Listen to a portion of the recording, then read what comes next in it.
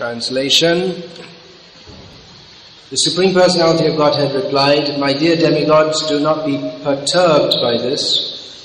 It is due to the severe austerity and full determination of the son of King Uttanapad, who is now fully absorbed in thought of me. He has obstructed the universal breathing process."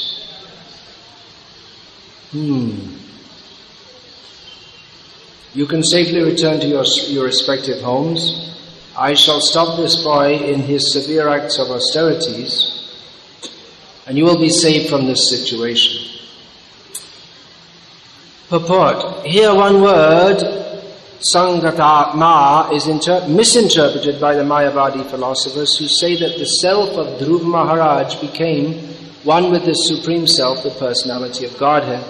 The Mayavadi philosophers want to prove by this word that the Supersoul and the individual soul become united in this way, and that after such unification, the individual soul has no separate existence. But here it is clearly said by the Supreme Lord that Dhruva Maharaj was so absorbed in meditation on the thought of the Supreme Personality of Godhead that he himself, the universal consciousness, was attracted to Dhruva.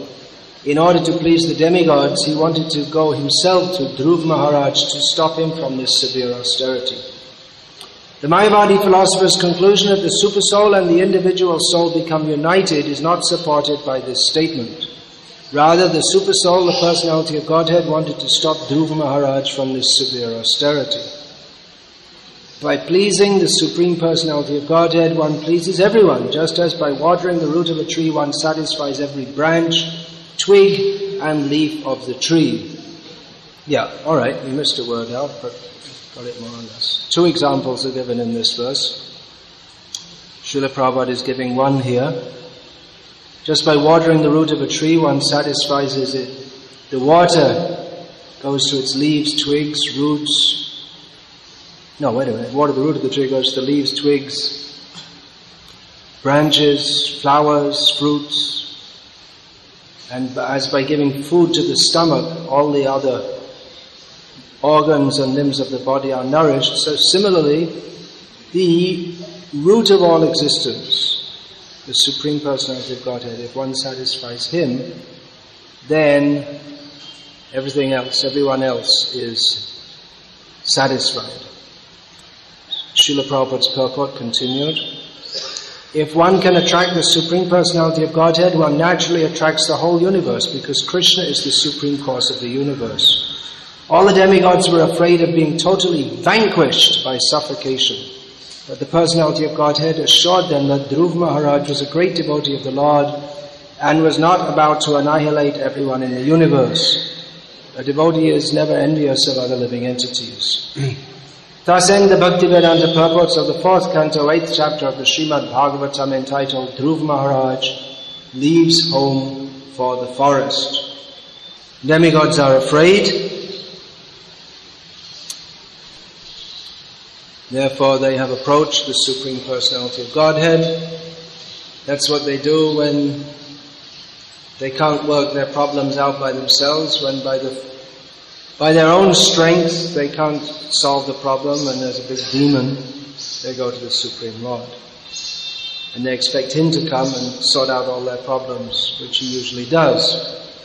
They might have been thinking that Dhruva Maharaj was a big demon, even though he was born of a godly king, but he'd been rejected by his own father, and therefore the demigods might have thought that now he's become inimical to us because of this. He's turned against us and all the godly forces in the universe. That actually happened in recent history, in this Kali Yuga. There was one prince or young man, he was born of a Hindu princess who was kidnapped by a Muslim king, and he was raised as a Hindu. And then when he wanted to go to enter the Jagannath temple in Puri, he was forbidden because he was considered a Muslim. And then he became an Ati Muslim or a super Muslim. Well, that's not really the essence of Islam, but anyway, he became very inimical to what is considered Hinduism, and he attacked the Jagannath temple and destroyed so many temples all over Orissa and Bengal. Kalapaha, his name is. You're from Orissa? The name is well known even now. He was a terror. When was he living? About before Chaitanya Mahaprabhu, was it? After? Okay.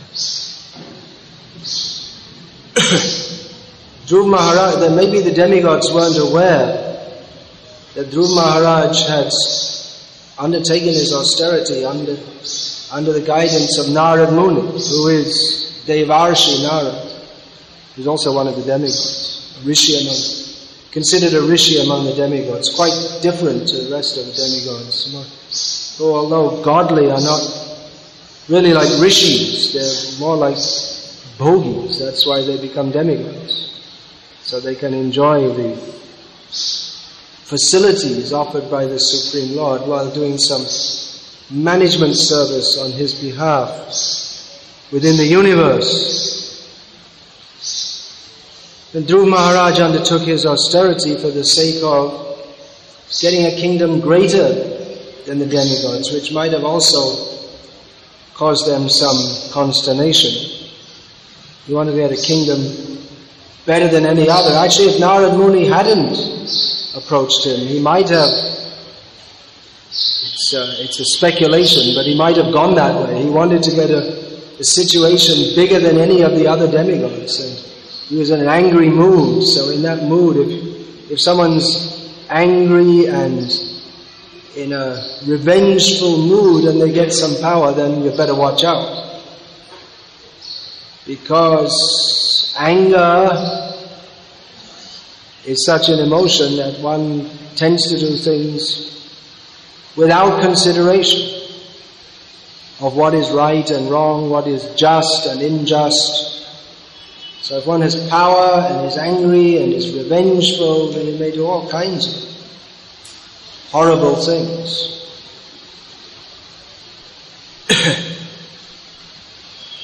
Just like if there's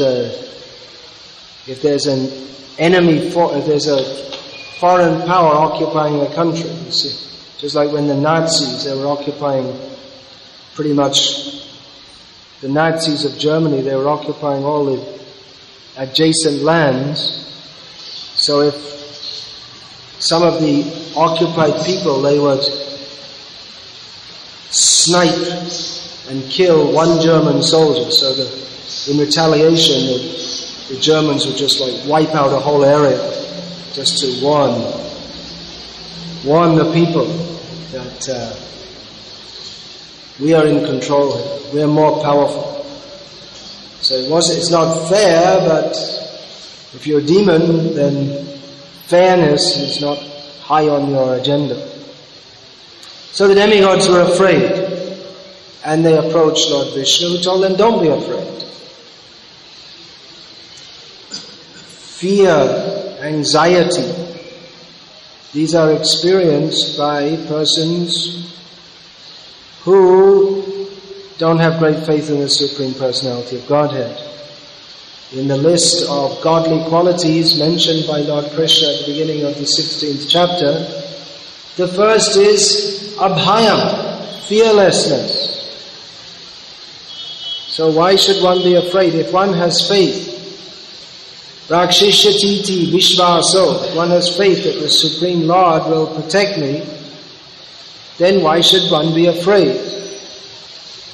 Of course, it might be natural if, for instance, someone came in to this assembly wildly brandishing a sword.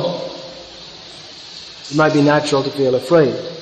Or a more likely or more common situation, when you suddenly find there's a snake, so you come across a snake, then immediately if there's a snake, you'll feel afraid. Now in Bengal, where you live, in Mayapur there's still many snakes in the rainy season especially. So you never know. You may go in the bathroom and there's a cobra to welcome you. It's not uncommon. In Bengal, especially in the rainy season.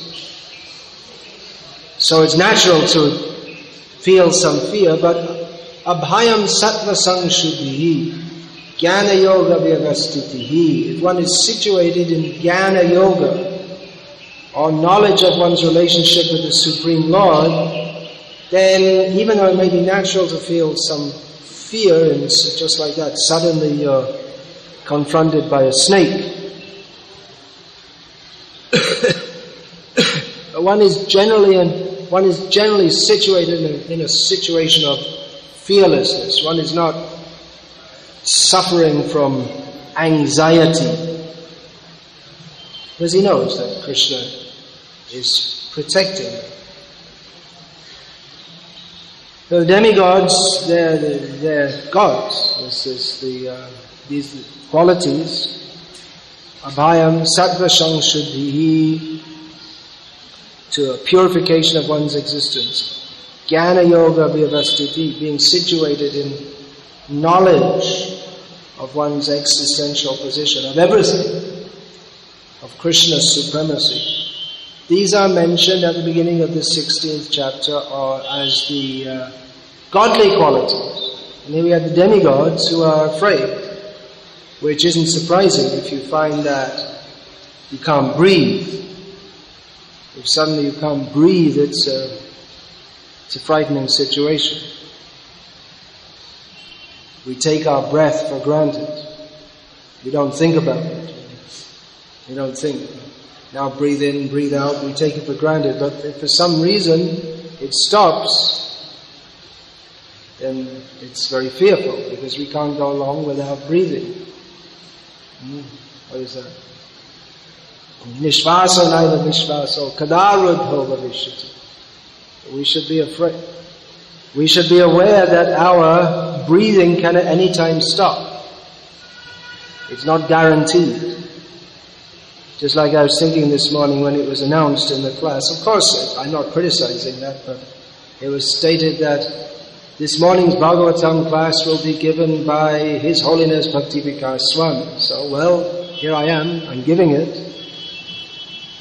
But at that time, there's no guarantee that I would be giving it, because there's no guarantee that I would be alive, or that this temple would be here, or that Bombay would be here, because you never know what's going to happen in future. Therefore, in Islam, the practice is to say that such and such will happen, inshallah, if God wishes. So it's a good thing, actually. It's a good thing to realize that we can say, I am going here and there, I shall do this and that. There will be, after 2 days, there will be this, such and such an event will take place. But inshallah, Harer Ichha, if God desires, ultimately everything is in His hands. So the demigods, they're feeling afraid, and not only afraid for themselves, afraid for the whole universe, which is choked up. And it's a pretty severe situation, isn't it? If everyone looks like everything's going to, the whole universe is just going to stop breathing. That means everyone's going to stop, everyone's just going to be dead. So they went to the Supreme Lord for a solution, being unable to find one themselves. Dhruva Maharaj was eventually awarded a position greater than even that of Brahma, inasmuch as he was awarded a planet on which the Supreme Lord Himself resided. And actually that he was fit for that. In the material term, he was fit to have a greater planet than all the demigods, because by his austerities he had become superior to all of them. They were all afraid of his activities, even though he was just a young boy. But the great demigods who are so powerful, and they can fight with great powerful demons, but they're all completely flummoxed. You don't know what that word means. Flummoxed, bewildered, or they didn't know what to do. They were stymied is another word. They didn't know what to do. Because of Dhruva Maharaj's powerful austerity. So he was already superior to all of the demigods, because all of them put together couldn't work out what to do. They were all defeated by him, even though he wasn't even attacking them. He didn't have any intention of causing harm to everyone, as Srila Prabhupada notes. A devotee is never envious of other living entities. So Dhruva Maharaj wasn't performing this austerity to harm anyone, it just happened like that. And it wasn't that the Supreme Lord had to fulfill his desire, as the Mimamsaka, Karma Mimamsakas would say. But he himself he went to Dhruva Maharaj just to bless him by showing him that, yes, you've become very powerful, congratulations, but actually it's all useless, because even a piece of dust from my lotus feet, I'm paraphrasing Lord Vishnu here, is far more valuable than all the whole universe. What is a piece of dust? Devotees, they perform austerities, they follow strict principles, they dedicate their whole life. And if people ask what for, you say, well, I just want to get a piece of dust. Well, that sounds pretty stupid, because, dust is everywhere. I mean, we sweep it out of the house every day. Now, I'm working hard, and I'm buying a big car and a big apartment, and you just want a piece of dust. But the dust of the devotees' desire is the dust of the lotus feet of the Vaishnavas, the dust of the lotus feet of Lord Vishnu. So Dhruva Maharaj was to realize that even though he got a planet which is greater than Lord Brahma's, that was awarded to him by Lord Vishnu. He had already, by having darshan of Lord Vishnu, he understood that everything I did up to now was shrama evahi kevalam. Simply, it was pretty tough shram, pretty hard work. But it was only shram. It was only a severe endeavor up until the point that he was inspired in Krishna consciousness. Of course, Narad Muni had given him the mantra to chant Om Namo Bhagavate Vasudevaya. But his intention was different. He's mentioned by Rupa Goswami Prabhupada as the Aratarati. He's an example in Bhagavad Gita. Lord Krishna states 4 kinds of devotees approach, or 4 kinds of pious people approach me. So Dhruva Maharaj is mentioned as the example of the Aratarati, one who wanted some material gain. So he got that. He got a fantastic gain, but the real gain was that he's on the planet where Lord Vishnu resides. Now it's interesting, Dhruva Maharaj, he wasn't afraid. The demigods became afraid, but Dhruva Maharaj, he was fully confident of fulfilling his goal.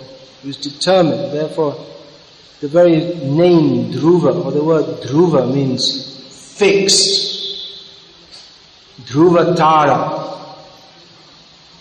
That's the one, all the stars are moving in the sky, but the Dhruva Tara is not moving. They all move around the Dhruva Tara, which substantiates Vedic astronomy. The very name Dhruva Tara is given, that all the stars and planets, they move around Dhruva Tara to give, by doing pradakshina, they're giving respect to Lord Vishnu, and they're also giving respect to Dhruv Maharaj, who resides there as the servant of Lord Vishnu. So he was fixed. This is a quality of a Kshatriya. He has to be fixed.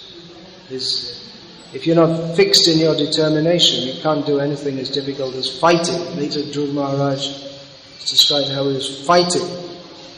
So if one is to achieve anything worthwhile, or even not worthwhile, to achieve anything, one has to be fixed in his determination and keep on going. Of course, it's wise to ascertain, first of all, if the goal that you're going to work so hard for is worth it.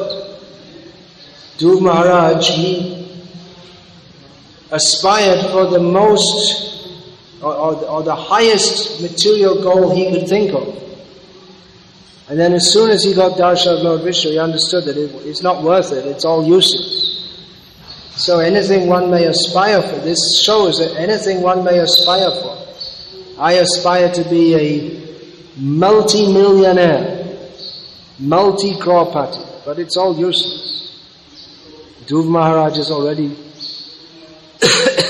given the example that it's all useless, because real wealth is to have Krishna Prema Dhan. This word dhan, wealth, is often used in Vaishnava literature in conjunction with the word prem. To have love of Krishna, that is real wealth. Anything else is not wealth. Everything else is simply a weight around the neck that drags one down to hell. The real wealth is to have love for Krishna. The Vaishnava, who is a kinchan, he has nothing in this material world, but he is far more wealthy than the big, famous, respected, wealthy people of this world. He's got actual wealth. Whereas the apparently wealthy people of this world, they are simply carrying around titles, carrying around money which will drag them down, and they're always full of anxiety. Sada samadvigna, diyo sadgrahat. Their consciousness is always full of anxiety because they've accepted that which is not real. The demigods there also, here you see, full of anxiety. Because they haven't accepted Krishna consciousness in full. Therefore they must be in anxiety.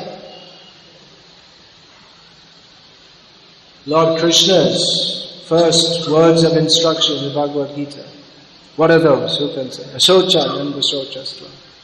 Pragyavadans chabhashase. Gatasula Gutasa Sucha. Nanusechanti Pandita. That you are lamenting for that which is not worth lamenting for. You are speaking as if you are learned. So the same word comes up at the end, the last instruction of Bhagavad Gita. Ma Shuchaha. Don't worry, don't lament, I'm with you.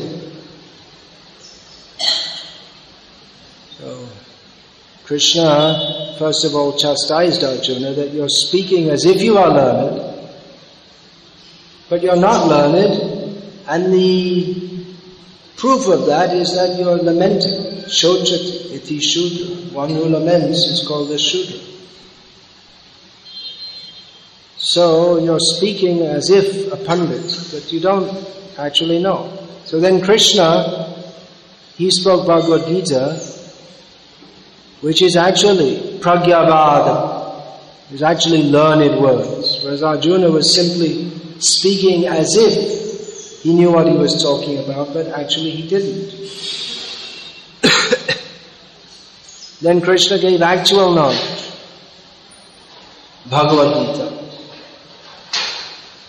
And the conclusion is, well, Krishna gave his learned words, in brief, Krishna gave a whole synopsis of everything in existence, including himself, Krishna, Arjuna, the Jiva, and the relationship between them, and the situation of the material world, why we're in the material world, how we can get out of the material world, what is the nature of this material world. So it's really Krishna's words, that's really pragyavada. There's nothing in comparison to Krishna's words in Bhagavad Gita. He summarized the whole situation of material existence. So after discussing karma, jnana, yoga, and all these different things which people tend to think are very good, Krishna said, well, now I told you all about it, and here's the conclusion, just surrender to me. That's the solution to all your problems. As is stated in a different way, Srila Prabhupada has quoted in the purport, that because we're not watering the root of the tree, we're busy watering the leaves, the twigs, the branches, the fruits, the flowers, but because we're not watering the root, therefore we don't get the desired result. So Krishna says, you surrender to me, I'll deliver you from all sinful reactions. Karma, jnana and yoga, they cannot deliver you from sinful reactions. You see, all the points in Bhagavad Gita are expanded on in Srimad Bhagavatam. That same point comes up again when Parikshit Maharaj asked Shukadev how can people get free from sin? And then Shukadev offered karma, prayaschita. Parikshit didn't accept it. And then Shukadev offered jnana, and again Parikshit didn't accept it. And then he offered, what's the famous verse? How can one be completely freed from all sinful reactions? So that they don't come up again. Anyone? That's one for you, that's all, Krishna. You're not getting it now? Kechit? Anyone? Kechit kevalaya bhaktya. I just said this the other day. Vasudeva parayanaha aghandhan vanti kachnena niharamiva bhaskara. That by performing prayaschita, it doesn't do anything to stop the desire for performing sinful activities. So one performs prayaschita and then just goes right back and performs sinful activities again. Or by jnana one can understand what is right and wrong, and that it's better to refrain from all sinful activities, but it doesn't actually destroy the desire for sinful activities, but only by pure devotion to Krishna and actually being attached to Krishna, Vasudeva Parayana, Aghandam Ganti Kachnena, then all these sinful reactions are completely cleared away, just like the strong sunlight destroys or drives away the fog. So, Mashucha, don't be afraid, don't lament. This is the situation of one who has accepted Krishna's words in Bhagavad Gita. And for one who has not accepted, then he must always lament, he must always be in anxiety, because asadgrahat, he's accepted because of accepting that which is not real. He accepts the body to be the self and is therefore always in anxiety for the body, which is absurd, because the body is temporary and we're not the body. It's absolutely absurd. But everyone in this material world is we're all in an absurd situation of identifying with the body and being very concerned with it. And it may appear that various learned people, they all have very good theories of ethics and morality and philosophy, but basically it's just a bunch of mad people babbling, and they don't know what they're talking about. All of human culture devoid of Krishna consciousness is summarized in the very first words of Bhagavad Gita of Lord Krishna, Ashochanan vasochastram pragyavadamscha bhashasa. You're lamenting for that which is not worth lamenting for, and speaking as if you're learned, but actually you're not. So the solution to all this madness that goes on in the name of philosophy, culture, art, science, and so on, human civilization, is sarvadhamam parityaja mamekam sharanam vraja aham tvang sarvapapebhyo mokshayeshyami ma shucha.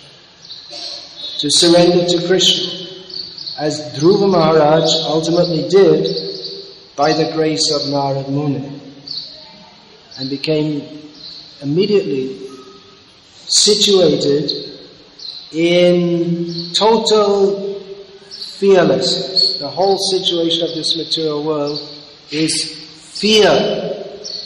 That is the defining characteristic. There are several. Fear is one of them, of this material world. Bhayam dvitiya bhiniveshata syat ishadapetasya viparya smritihi. We're all in a situation of fearfulness due to accepting that which is not the actual reality because of enviousness of Krishna. So, Hare Krishna. There's one other point here about the Mayavadis. Sangatatma, misinterpreted by the Mayavadis to mean that Dhruva Maharaj merged into the existence of the Supreme Lord. Of course, if there were any Mayavadis nowadays who actually studied Bhagavatam, we might be almost pleased to meet them. Because most of them, what we call Mayavadis nowadays, they're not really Mayavadis, they don't really have any Vada. They don't really have any philosophy. It's just some kind, it's non-philosophy.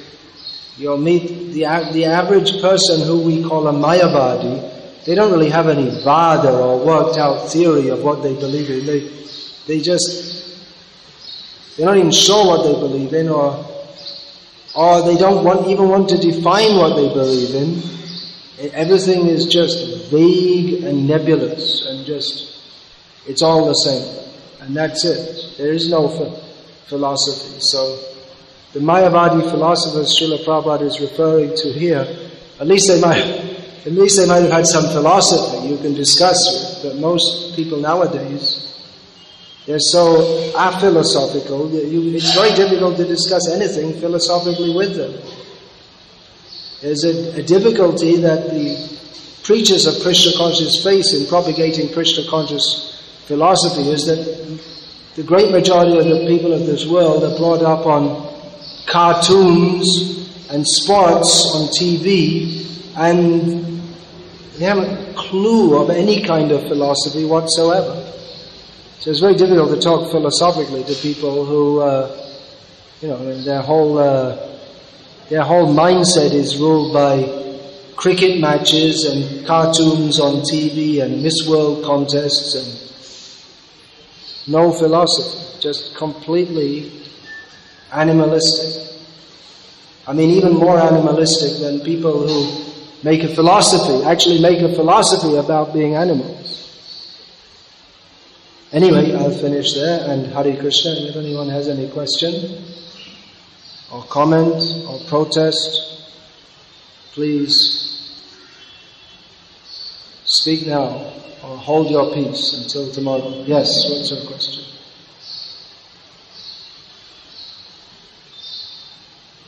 Yes, please. Hare Krishna. That's not a question, that's the answer to every question.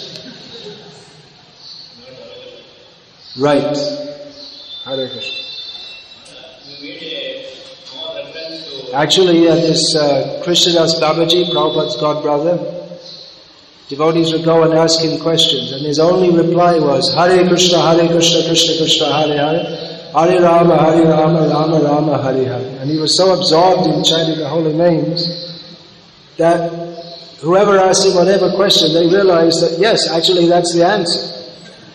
If I say it, you won't believe me. But when he said it, it was obvious. That's the answer. And the only reason we have any questions is because we don't really chant Hare Krishna, Krishna Krishna, Hare Hare, Hare Rama, Rama Rama, Hare Hare. All right. You made a reference to Islam. Yes. I'm curious to know, what according to Islam is the highest goal of your life? Is it the same as Krishna? Well, I'm not an expert on Islam, and as far as I know, in general, in Islam, most people are not encouraged to think. They're just told to follow. Is that right? You're nodding your head there. I did read something about it recently. That people are not encouraged to be very philosophical. You just follow what you're told and don't think, because thinking is dangerous. So this is what I read. What is the goal? Well, it's probably different according to different exponents of Islam. Generally, the idea is to go to, what's the name of the, Behest, heaven,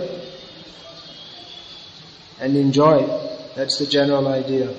According to Chaitanya Mahaprabhu said that the ultimate goal of Islam is to worship the Supreme Lord, who's bluish with a threefold bending form. But I guess most Muslims wouldn't accept that. But in general, it's the same as in what you might call Hinduism. That most people, here we're talking about more traditional Hinduism, not modern age Hinduism. But most people, as Chaitanya Mahaprabhu said, are karmis. They're interested in going to heaven. And a few people among them are more like jnanis, who are interested in personal liberation. So you'll find among the Islamic folds there, the Sufis also, and dervishes they're interested in some kind of mystical union with God. But in general, most people, all over the world, most people for religion for them is dharma hi pavargasya. Religion is meant for material enjoyment, either in this life or the next, by the grace of God.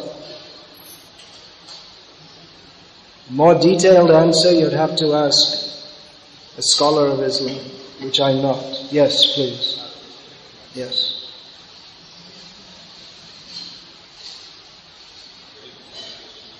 Sorry, I didn't hear because the sound wasn't amplified. That was a very important question. We are following Lord Krishna and my mother's rule. Never go there. I have to go to my mom back saying I want an answer there. What's the question, sir? Hinduism. Yeah. So why we are not a united force? Why we always run for that fire you call it? They don't love the right fire, they like other fire.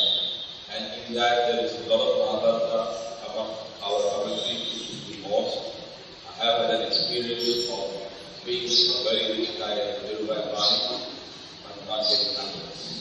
I came back down and I'm sitting here with a very similar life, small house in Islamic children. I have a house of love, a house of peace. And I never looked at material gains. The wallet in my pocket is not mine. It's never mine. I never was born with it. Why in Hinduism there is so much of, they are not at all conscious. They never think it God sent us for a sajan. There were 1,000 people coming earlier, now there are 4 or 5. Why? They knew we are generation is not following. Why Hinduism is not united? Well, that's why they're not united? That's the main question. Let's discuss this. Well, I can't speak for Hinduism because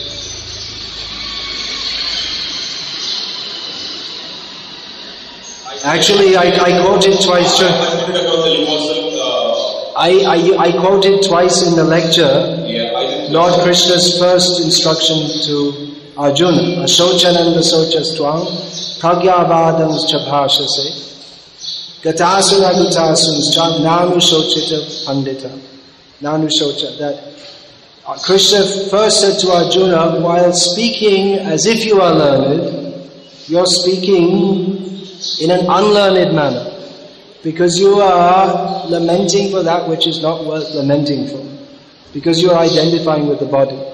So, if you don't mind, this is applicable to your question also, because to identify oneself as a Hindu is identifying with a bodily and social identification. And as Lord Krishna teaches us in Bhagavad Gita, we are not the body.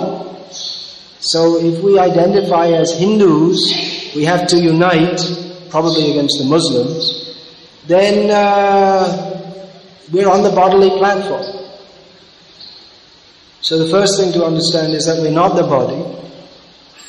And then the goal of life is to become free from bodily identification, which is possible when we understand our true identity as eternal servants of Krishna. So, Hinduism will never be united.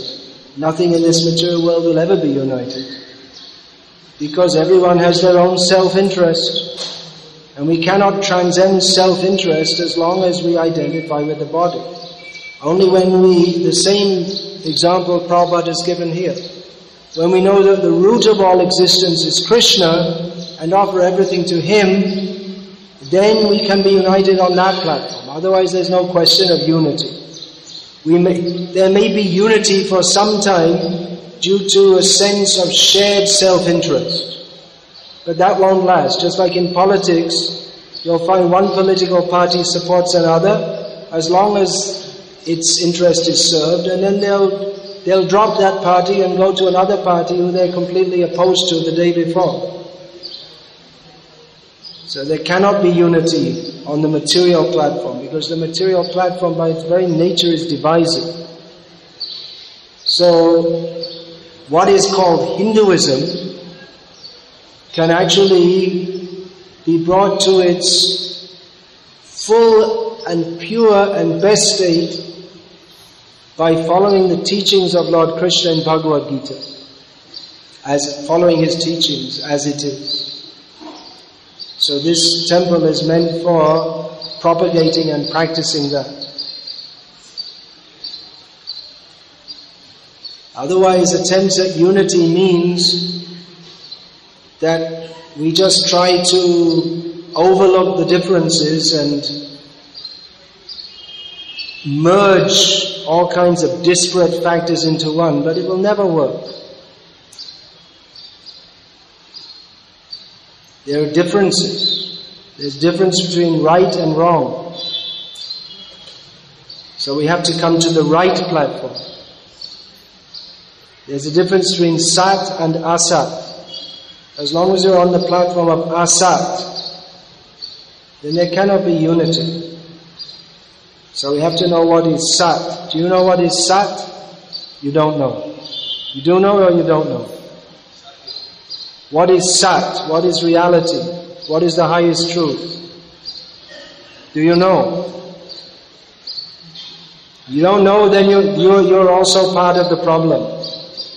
Because you're not educated. You have misused your human life in pursuing goals which are ultimately fruitless. To be a rich man is not the goal of life. To be a happy family man is also not the goal of life. Because that's also asat. That is temporary.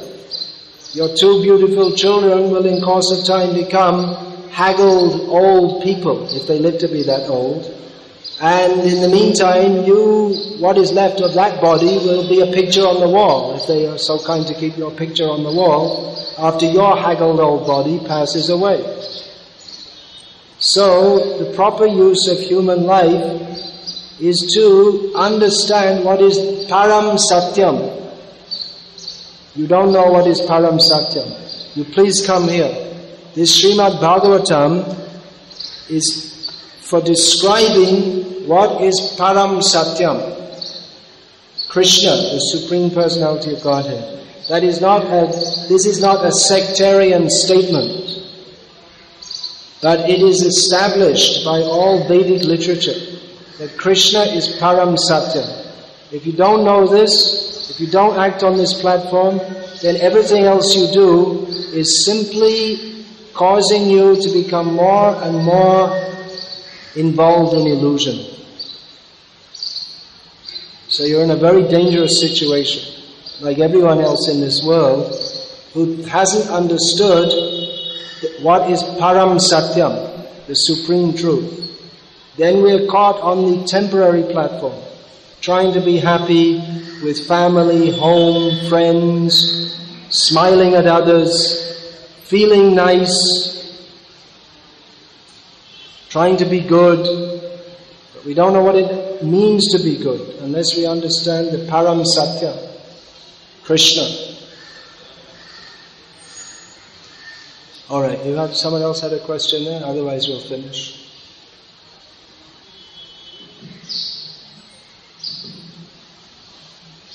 Narada, just a comment to this question. Why we don't have any unity in Buddhism? Because Muslim having one God, Christian having one God, Hinduism having 3 crores gods. More. There's a new one every day.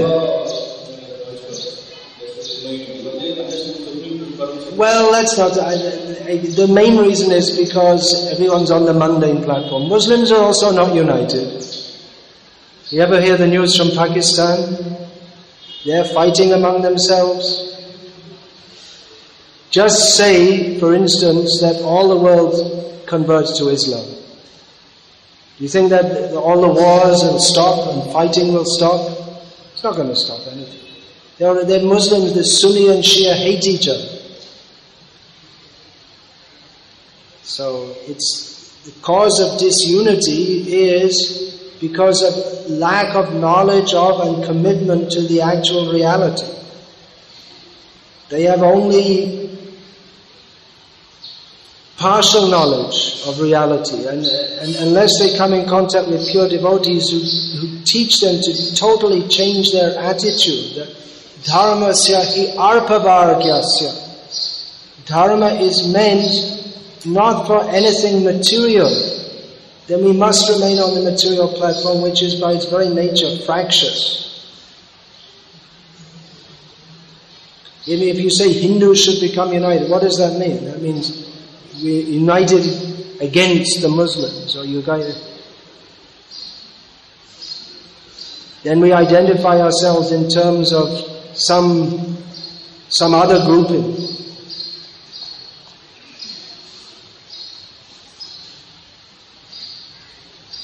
We should identify as Gopi Bhartu Padakamalaya Dasu Dasana Dasa. This is the real identity of the Jiva.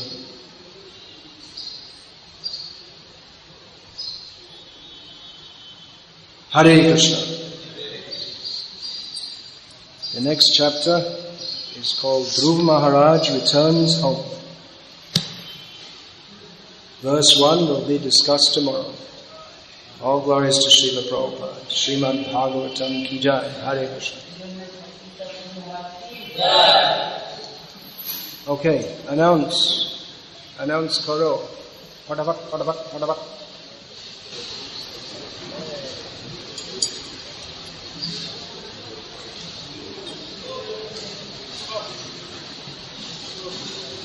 Announce? You're going to announce? Hare Krishna.